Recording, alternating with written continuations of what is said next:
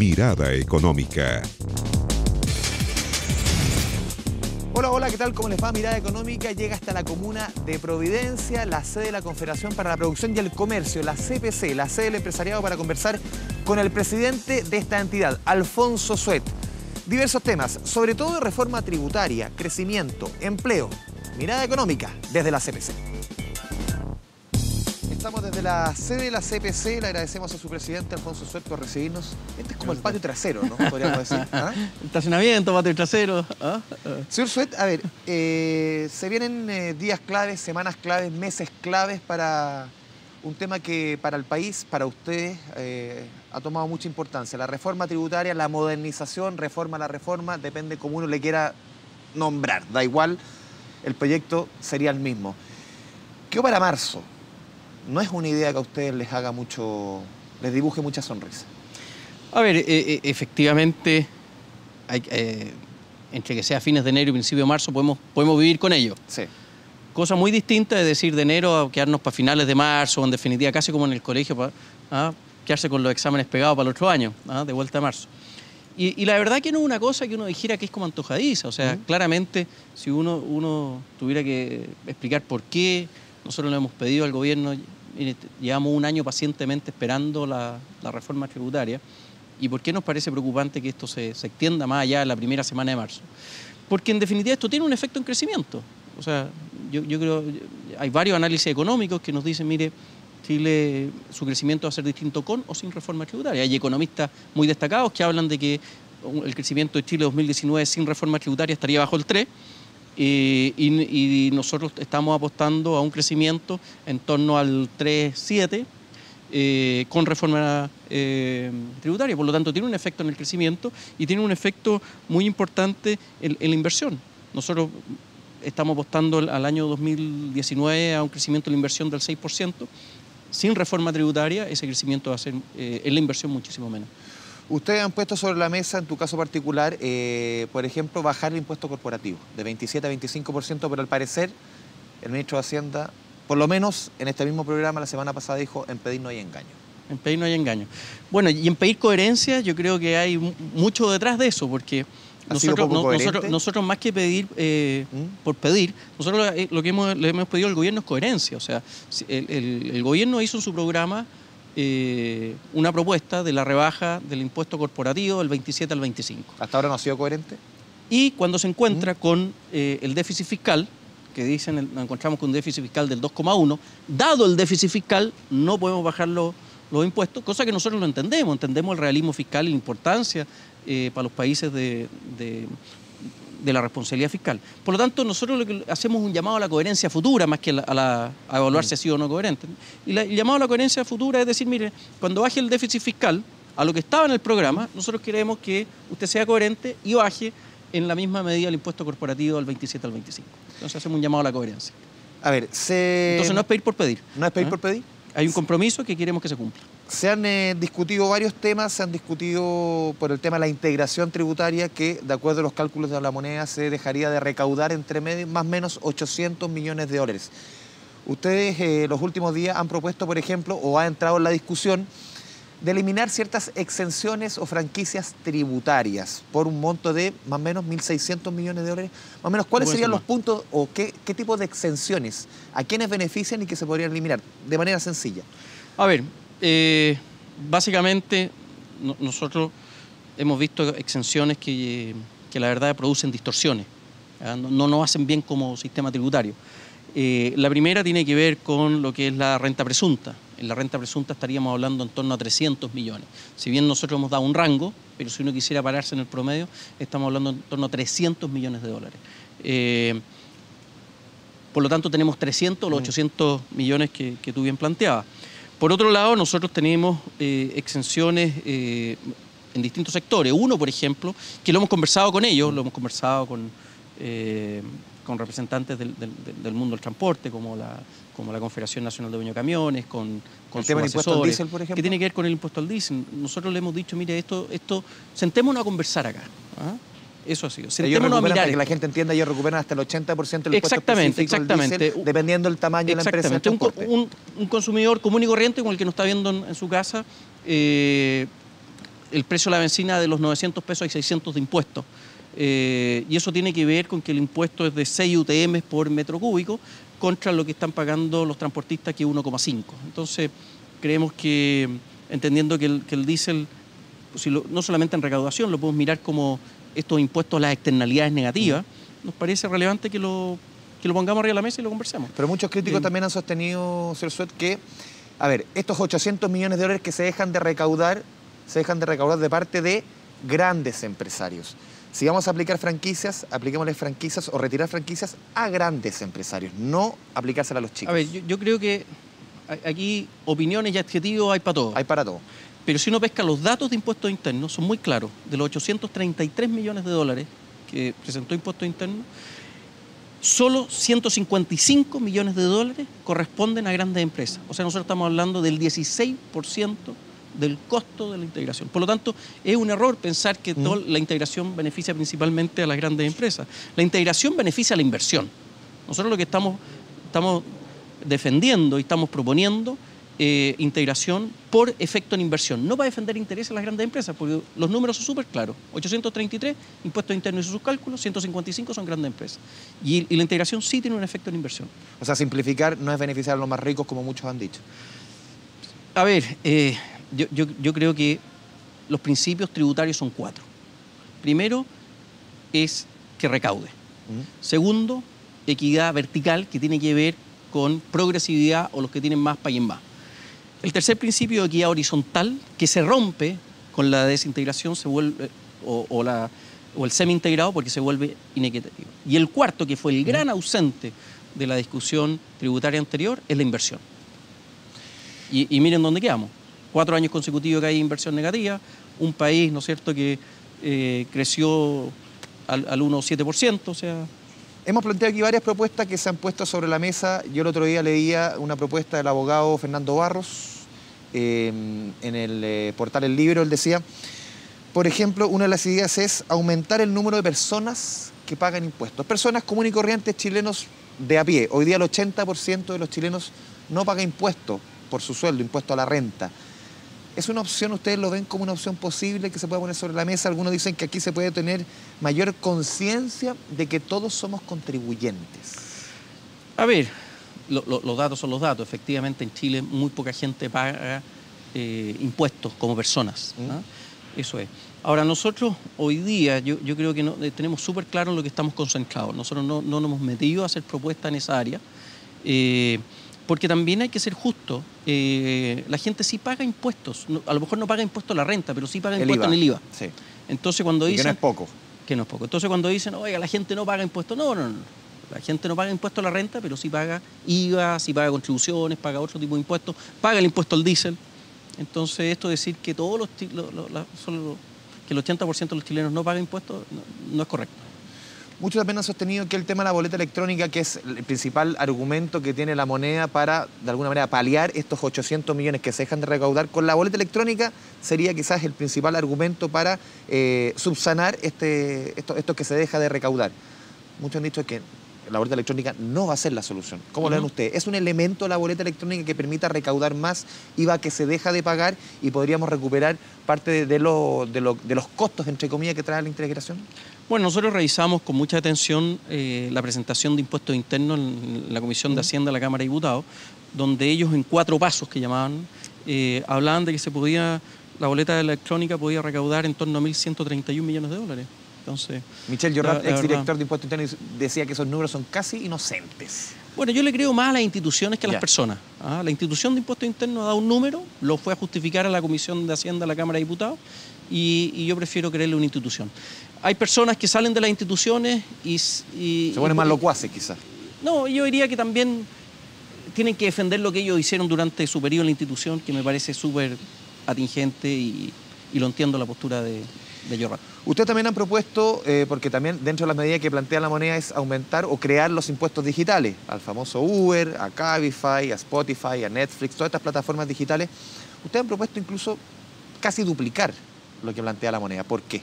A ver, primero pongámoslo en contexto, la OECD emitió un informe sobre la modernización tributaria, o como la queramos llamar, y la OECD en ese informe le dice al ministro de Hacienda, mire, aquí hay una pata coja que son los impuestos digitales. Entonces, esto es decir, ustedes, yo quiero decir que nosotros no hemos hecho otra cosa que hacer eco de este informe de la OECD, como al mismo tiempo hicimos estudios propios con la Universidad Católica o con CLAPEUC, donde en realidad nuestro enfoque, más que en la discusión de recaudación, tiene que ver con competitividad. O sea, para poner un ejemplo, si usted compra un producto en AliExpress, por ejemplo, $29,9, ese producto usted lo puede vender a un consumidor a $20.000 pesos. Pero si ese producto lo trae una pyme o un retail chileno, lo que quiera, ese producto tiene que pagar, en términos promedio, aranceles 4%, tiene que pagar IVA 19%, tiene que pagar leyes sociales del 10%, y que van a subir por el tema pensiones, tiene que pagar patentes, tiene que pagar impuesto a la renta, o sea, lo que a lo menos cuesta el doble.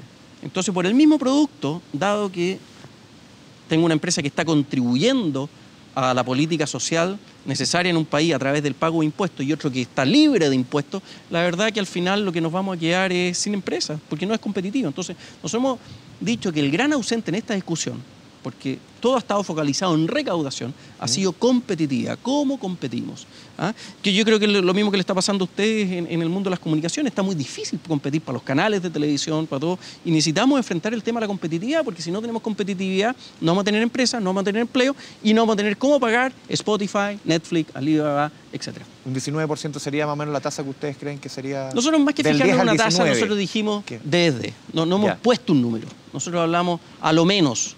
Nosotros lo que queremos poner más que un número es un concepto, y el concepto es un llamado al gobierno y a los parlamentarios, que cuando hablemos de reforma tributaria o modernización tributaria, pongamos arriba de la mesa el tema de competitividad. Y eso en temas digitales. Por lo menos de acuerdo a la óptica de ustedes, es positivo que ya la oposición, en pocos temas la oposición está unida.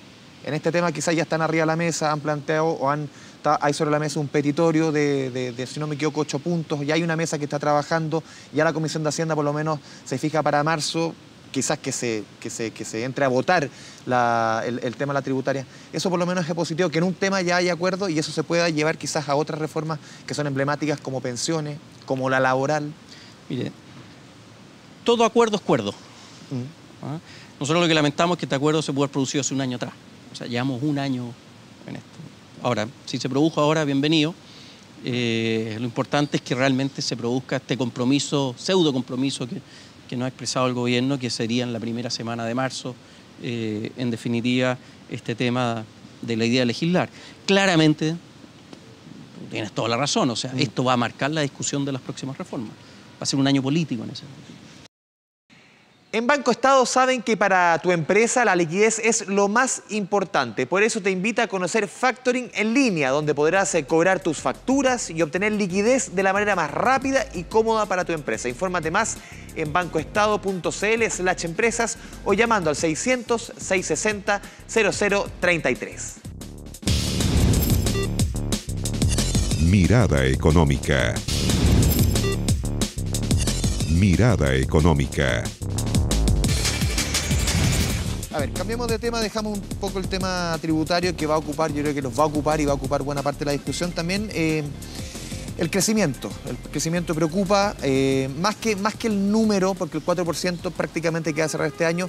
Este año que viene ya las proyecciones hablan de que quizás va a ser un año de menos a más.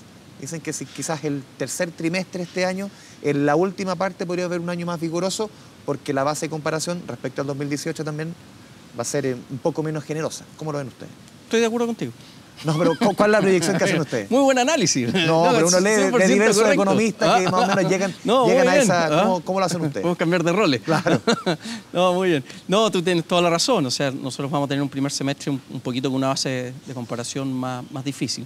Pero hay una cosa que hay que poner en contexto. O sea, cuando uno le dicen, ya, salió la encuesta de expectativas de estos 50 especialistas o analistas del Banco Central que hablaban del 3,5, ¿no es cierto?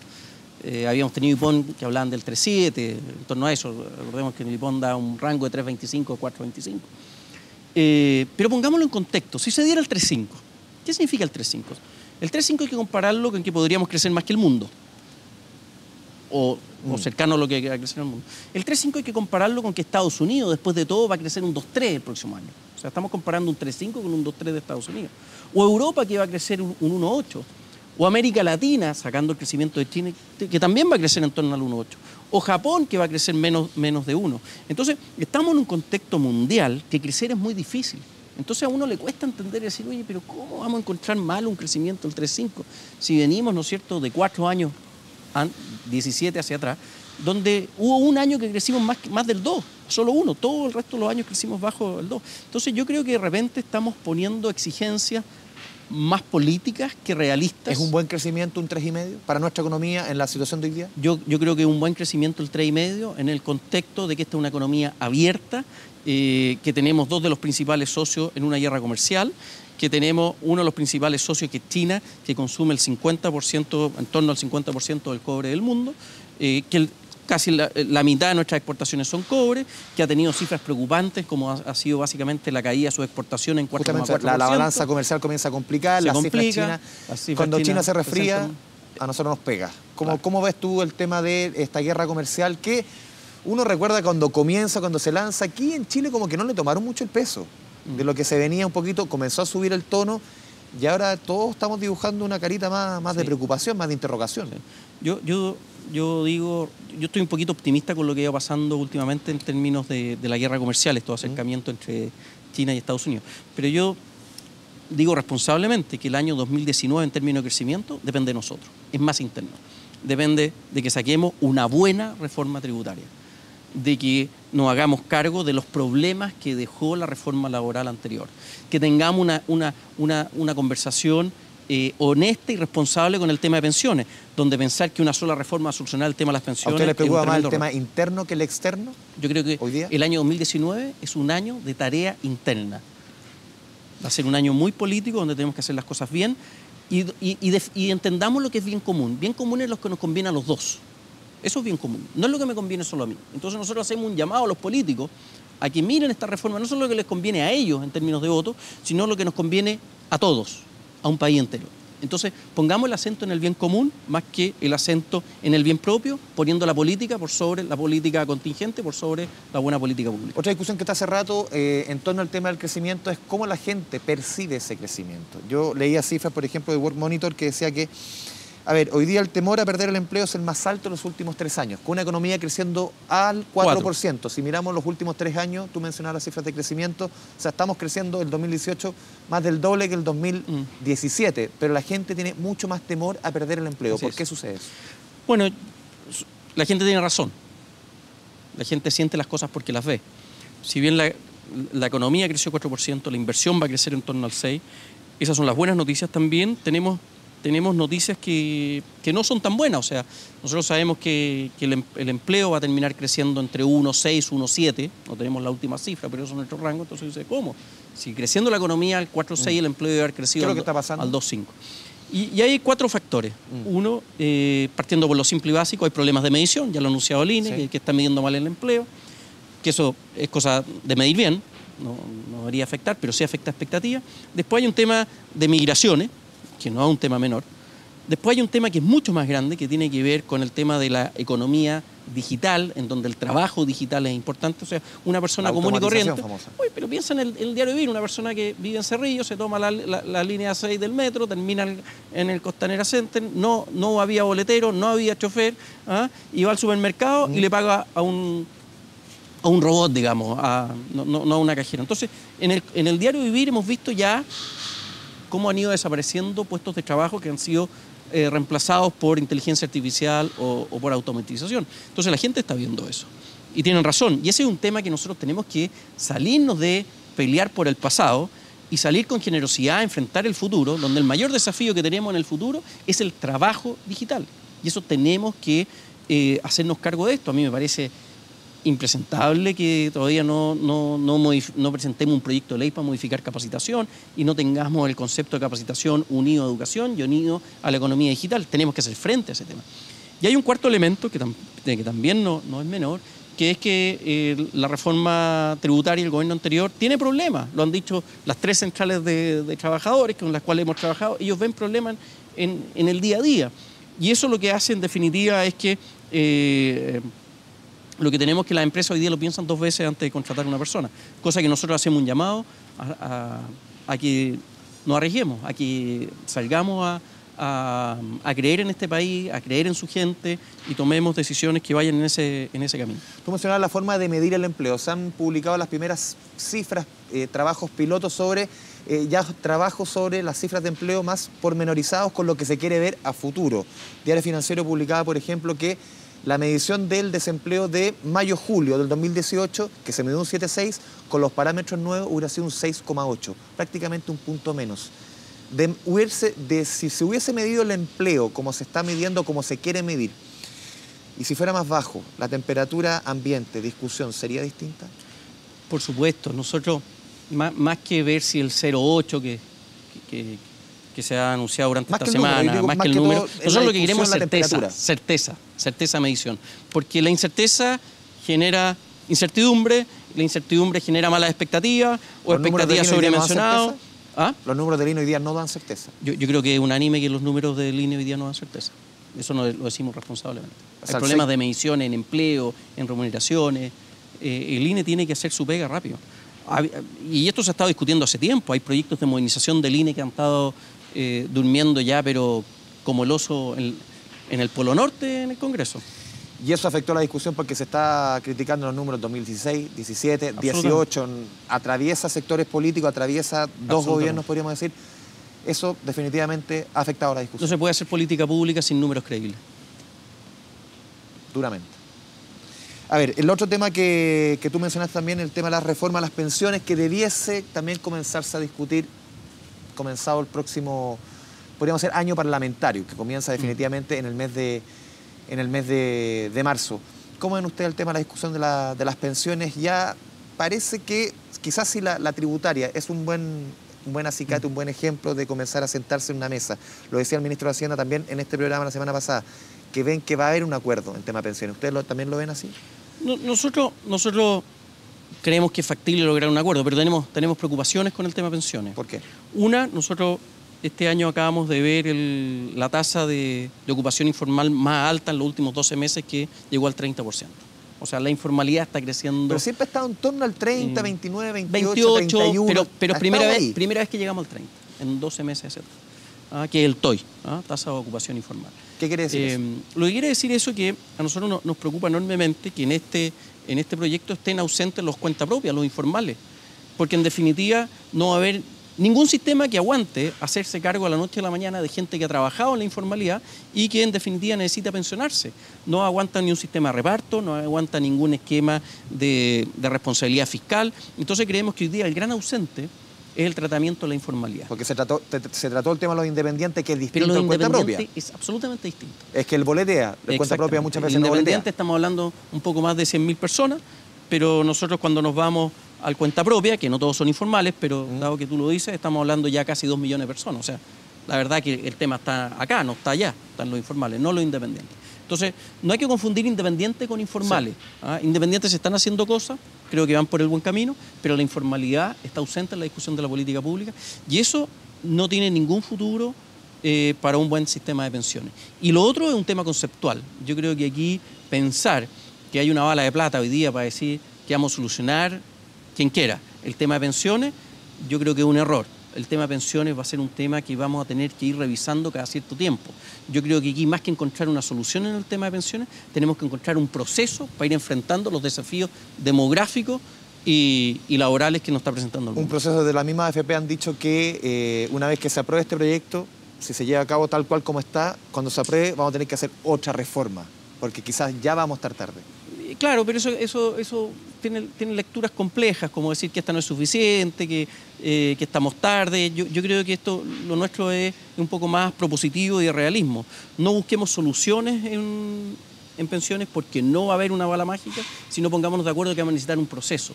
Porque, en definitiva, los desafíos demográficos, migratorios, tecnológicos del mercado laboral requieren que esto lo vamos a tener que estar revisando a lo menos, yo creo, cada 3, 5 años. Alfonso Sed, muchas gracias por recibirnos acá en la sede de la CPC. Gracias a ti. A mí me acusan que tengo TOC numérico, pero tú te pasaste también. Ya, nos vemos. Reforma tributaria, sin duda el tema que más preocupa aquí en la CPC al empresariado. Lo dijimos, una reforma tributaria que comenzará a discutirse en nuestro país en el Parlamento, a votarse en el próximo mes de marzo. Aquí cerramos Mirada Económica, lo esperamos la próxima semana aquí en Canal 24 Horas. Que le vaya bien, chao, chao. Mirada Económica.